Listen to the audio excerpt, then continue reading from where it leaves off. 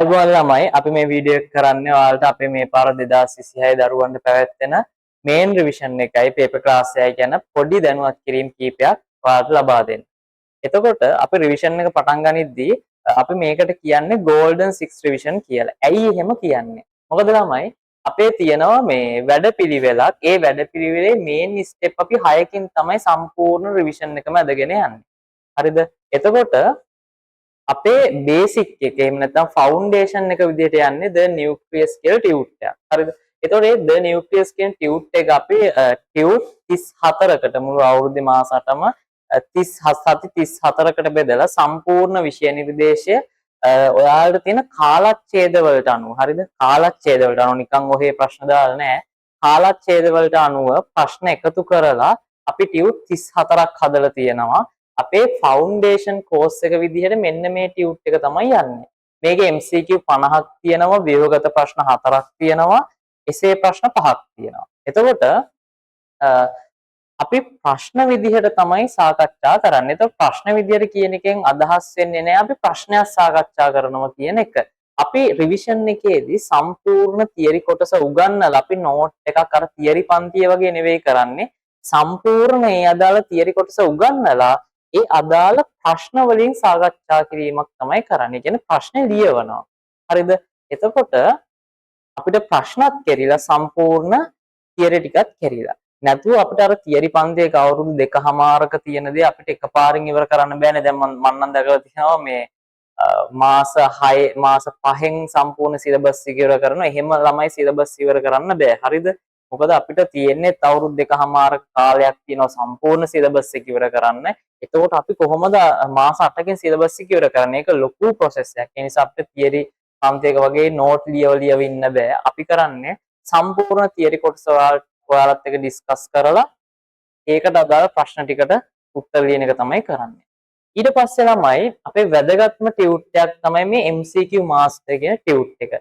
MCQ master tute එක තියෙන්නේ ඔයාලට ගෙදරදි කරන්න පොත් බලන් කරන්න නෙවෙයි. ඒක ඔයාලගේ ඩිසිප්ලින් එකත් එක්ක යන වැඩක්.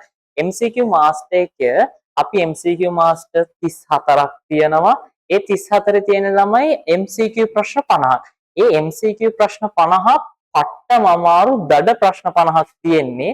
ඒකෙන් අපි අදහස් කරන්නේ මාස්ටර් කෙනෙක් කරනවා MCQ වල. අපි කොච්චර රචනා ප්‍රශ්න ලිව්වත් වැඩක් නෑ ළමයි. මොකද හැම වෙලේම මේක අමතක වෙනවනේ. හැබැයි අපි MCQ කරන්න අපේ මොලේ නිකන් අර මොලේ කැළතිලා විභාගෙට මොන ප්‍රශ්නය ආවත් ඕන එකක් මතක් වෙන විදිහට ඔළුව හැඩගස්සන එක තමයි අපි මේ MCQ මාස්ටර් එකෙන් කරන්නේ.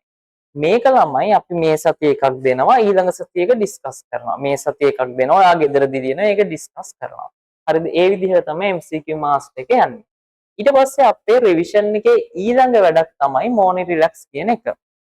මොනි රිලැක්ස් එකේදී වෙන්නේ ළමයි ඔයා උදේම එනවා පන්තියට MCQ 20ක් තියෙනවා. හරි ලේසි MCQ 20ක් තියෙන්නේ. ලේසි කියවට එහෙම වෙන්න පුළුවන්. ලේසි MCQ 20ක් තියෙන්නේ. ඔයාලට තියෙන්නේ පැය භාගයක් ඇතුළත ස්පීඩ් එක හදාගන්න වේගෙන් MCQ 20 ගහන්න ඕනේ. එතකොට ආසන්නව ඔයාලට එක MCQ එකකට හම්බෙන්නේ විනාඩියයි. හරිද? ඒකත් ආව ගමන් අපි ඩිස්කස් කරන රිවිෂන් එකේ ඩිස්කස් කරන්න පටන් ගන්නෙ මෙන්න මේ කියන මොනි රිලැක්ස් එක. එතකොට ළමයි ඔයාලා සංඛ්‍යාවලට ආස නිසා මම කියන්නම් අපි රිවිෂන් එක ඇතුලේ ඔයාලා ගණන් හදලා බලන්න MCQ 7000කට වැඩිය කරනවා. MCQ 5000 ප්ලස් කරනවා අපේ මේ රිවිෂන් ටියුට් එකෙන්. ඒ වගේම අපි පාස් පේපර් ඩිස්කෂන් එකක් යනවා. ඒක ක්ලාස් එකේදී නෙවෙයි කරන්නේ. ඒක අපි ඔන්ලයින් තමයි කරන්නේ. මොකද ක්ලාස් එකේ අපිට කරන්න පුළුවන් උපරිම වෙලාවක් තියෙනවනේ. ඒ වෙලාව ඇතුලේ අපි සේරම කරනවා. ඊට පස්සේ අපි ඔයාලා ගෙදර ගියාට පස්සේ ඔයාලට වීඩියෝස් විදිහට පාස් පේපර් ප්‍රශ්න වල ඩිස්කෂන් දෙනවා. හරිද? එතකොට ඒ සේරමත් එක්ක අපි රිවිෂන් එක ඇතුලේ MCQ 7000ට වැඩි ප්‍රමාණයක් කරනවා. MCQ 7000ට වැඩි ප්‍රමාණයක්. ඊට පස්සේ ව්‍යුහගත ගත්තට පස්සේ ව්‍යුහගත රචනා ප්‍රශ්න අපි 200කට වැඩි ප්‍රමාණයක් කරනවා. ඒ වගේම රචනා ප්‍රශ්නත් 250කට වැඩි ප්‍රමාණයක් කරන්න තමයි අපේ බලාපොරොත්තුව තියෙන්නේ. කොහොමද 200 පන්නනවා? රචනා ප්‍රශ්න 250ක් කරන එක තමයි අපේ අදහස. එතකොට ඔයාලා කෙනෙක් ප්‍රශ්නයක් අහන්න පුළුවන් ඇයි සර් මේව 200 ගාණක් කළා මේව MCQ 7000 ප්ලස් කරන්න කියලා. ළමයි ඒකට හේතුව තමයි කොච්චර රචනා ප්‍රශ්න කරත් අනිවාර්යෙන්ම අමතක වෙනවා. හැබැයි ඔයා MCQ කරන්න ඔයා බයොලොජි දන්න කෙනෙක් බවට පත් වෙනවා. රචනා ප්‍රශ්න කරන්න ඔයාගේ ඔළුව කටපාඩමට උරු වෙන එක වෙන කතාව. ඒක ඕනි තමයි. හැබැයි ළමයි MCQ කරන්න ඔයා බයෝ ගැන දන්න කෙනෙක් වෙනවා. ඒ නිසා තමයි මේවට සාපේක්ෂව විශාල MCQ ප්‍රමාණයක් අපි අපේ රිවිෂන් එක ඇතුලේ කරන්නේ. ඊට පස්සේ ප්‍රශ්න වලින් ගත්තට පස්සේ ඔන්න ඔය තුන තමයි රිවිෂන් එකේ බේසික් ප්ලෑන් එක. ඊට පස්සේ තමයි අපි හැම මාසෙම ඒ මාසෙට අදාළ උගන්වන ටිකේ තියරි කොටස් වල ටියුට් ටික ලබා දෙනවා. ළමයි තියරි කොටස් වල රිසෝස් එකක් දෙනවනේ. මේ දෙන්නේ රිසෝස් එකම තමයි. හැබැයි රිසෝස් එකේ තියෙන සමහර වචන කියන ලිඛිත භාෂාවෙන් තියෙන්නේ. ඒ කියන්නේ ළමයින්ට තේරුම් ගන්න අපහසු වෙන විදිහට තියෙන්නේ. එතකොට අපි මොකද්ද කරලා තියෙන්නේ? අර ඡේද විදිහට තියෙන ටික සම්පූර්ණ පොයින්ට් වලට කඩලා ලස්සනට ළමයට කියවන්න ආස වෙන විදිහට තියරි ටියුට්ස් ටිකක් හදලා තියෙනවා මුළු සිලබස් එකටම. අපි එකපාරයක දෙන්නේ නැහැ. අදාළ මාසෙට උගන්වන ටිකට අදාළව තියරි ටියුට් දෙනවා. සමහර ටියුට් වල හිස්තැන් තියෙනවා. ඔයාලට ගිහලා රිසෝස් එක බලාගෙන කරන්න පුළුවන්. හරිම හුරු බුහුටි ස්මාර්ට් තියරි ටියුට්ස් ටිකක් තමයි දෙන්නේ. දැන් ගොඩක් ළමයි අපිට thank you කියලා දාලා තිබ්බ මෙන්න මේ තියරි ටියුට්ස් ටික අපි ඔන්ලයින් ක්ලාස් එකේ කරද්දී ඉතින් මේ ඒ නිසා මම රිවිෂන් එකෙත් මේ පාර තියරි ටියුට්ස් ටික සම්පූර්ණයෙන්ම දෙනවා. හරිද? ඊට පස්සේ අපේ golden 6 එකේ 5 වෙනි කොටස paper class එක. ළමයි දඩ paper class එකක් කියන්නේ සුපිරිම අමාරු නිකන් අර නලවන තාලේ අර ලදරුවන්ට දෙන papers නෙවෙයි දෙන්නේ. දඩම ප්‍රශ්න දාලා සුපිරි MCQ දාලා papers ටික හදලා තියෙන්නේ. මාසෙකට ළමයි අපි paper class එකේ full paper දෙකක් කරනවා. එක සතියක් full paper එක ලියනවා, ඊළඟ සතියේ discuss කරනවා වගේ එකක් යන්නේ. හරිද? එතකොට සාමාන්‍යයෙන් ළමයි paper class එකේදී අපි කරන්නේ paper එක ඔයා ලියනවා, ඊළඟ සතියේ බලලා දෙනවා. එතකොට ඊළඟ සතියේ බලලා දෙද්දී වැඩිම ලකුණු තියන අයට තෑගි දෙනවා. ඉතින් ඔයාලට මට කියන්න තියෙන අනිවාර්යයෙන්ම tag එකක් ගන්න try කරන්න paper class එක ඇතුලේ. paper class එකේ ළමයි ලකුණු 55 පන්නනවා කියන්නේ ඔයාලට ඒකක් තියෙනවා. ඒ තරම් අමාරු නෙවෙයි ළමයි අර බයෝ රිසෝස් එක ඇතුලේ සිලබස් එක ඇතුලේ හැංගිච්ච කරුණු ඇදලා ගන්න තමයි මෙන්න මේ paper class එක තියෙන්නේ. හරිද? හරි. ඊට පස්සේ මේ රිවිෂන් එකේ ළමයි වැදගත්ම වැඩේ. ඕනම ළමයෙක්ට මේ ටික වෙන පන්ති වලට ගියත් ගන්න පුළුවන්. හරිද? MCQ මාස්ටර් එක අරගෙන. මොකද MCQ මාස්ටර් එක දඩ ප්‍රශ්න තියෙන ගොඩක් දුරට මම හදන ප්‍රශ්න තියෙන්නේ. හරි. මෙන්න මේ ටික කොහොමත් අනිත් පන්ති වලට ගියත් ඔයාලට ගන්න පුළුවන්. හැබැයි අනිත් පන්ති වලට ගිහිල්ලා ගන්න බැරි එකම දේ තමයි මේක. explanation එක. teaching process එක. මේකෙදි වෙන්නේ ළමයි ගොඩක් පන්ති වල වෙන්නේ ඔයාලා බලන්න මේ resource එකේ තියෙන වගන්තිය පැහැදිලි කරලා දෙනවා. resource එක කියවන ගමන් resource එකේ වගන්තිය පැහැදිලි කරලා දෙන පන්ති තමයි බයෝ පන්ති කියලා නූතනයේ ළමයි හිතන් ඉන්නේ. හැබැයි අපේ පන්තියේ ඊට වඩා සම්පූර්ණයෙන්ම වෙනස්. ඒ වෙනස් වෙන්න හේතුව තමයි අපි මුලින් කරන්නේ අපි උදාහරණයක් ගමු මෙහෙම මම ශාක පත්‍රයේ හරස් කඩක ව්‍යුහය කියලා දෙනවා ඔයාට. ඔයාට රිසෝස් එකේ තියෙන ටික නෙවෙයි මම කියලා දෙන්නේ මගේ විදිහකට. මම වෙනම ලෝකයක් ඔයාට මවනවා. ඊට පස්සේ මම ඔයාලට කියන්නේ ඔයාලා ගෙදර යන ගමන් අපි උදාහරණයක් ගමු ගෙදර යන ගමන් මේ කොස්කොලයක් වැටෙනවා. කොස්කොලේ කඩලා බලන්න මේ මොකද්ද තියෙන්නේ කියලා. හරිද? ඒ විදිහට දැන් උදාහරණයක් අස්ති පද්ධතිය. අස්ති පද්ධතිය මම උගන්වලා ඔයාලට පුළුවන් කරනවා පාර යන කෙනෙක්ගේ උනත් හැම විනිවිද ගිහිල්ලා අස්ති පද්ධතිය දකින්න පුළුවන් තත්ත්වෙට මම ඔයාලව පත් කරනවා. අන්න එහෙම ගෙදර ගිහිල්ලා රිසෝස් එක කටපාඩම් කරන එක නෙවෙයි බයෝ කියලා කියන්නේ වෙනම එකක් කියලා මම ඔයාලට පන්ති කාමරය තුල ඔළුවට කාවද්දනවා. ඒ කාවද්දලා සම්පූර්ණයෙන් දැනුම ඔයාලට දීලා ඔයාලව ඒ ලෝකෙට ගෙනහිල්ලා ඔයාලව රිසෝස් එක ප්‍රැක්ටිස් කරන එක තමයි මගේ පන්තියෙන් වෙන්නේ. හරිද? ඒකට අපි වෙනම ප්‍රොසෙස් එකක් යනවා ඕපදූප පොත පන්ති ආපුවය දන්නවා. හරි පන්ති ආපුවය මේ ප්‍රොසෙස් එක දන්නවා. ඕපදූප පොත කියලා එකක් යනවා වෙනම. හරිද? අපේ වෙනම රචනා ප්‍රශ්න පොතක් යනවා. වෙනම MCQ points පොතක් යනවා. ඒව ළමයි මේ වීඩියෝ එක ඇතුලේ අපිට කියන්න බෑ. මොකද වීඩියෝ එක දිග වෙනවා. හරි? ඒකට මම වෙනම වීඩියෝ එකක් දාන්න. එතකන් මතක තියාගන්න මේක තමයි අපේ පන්තියේ most important part එක.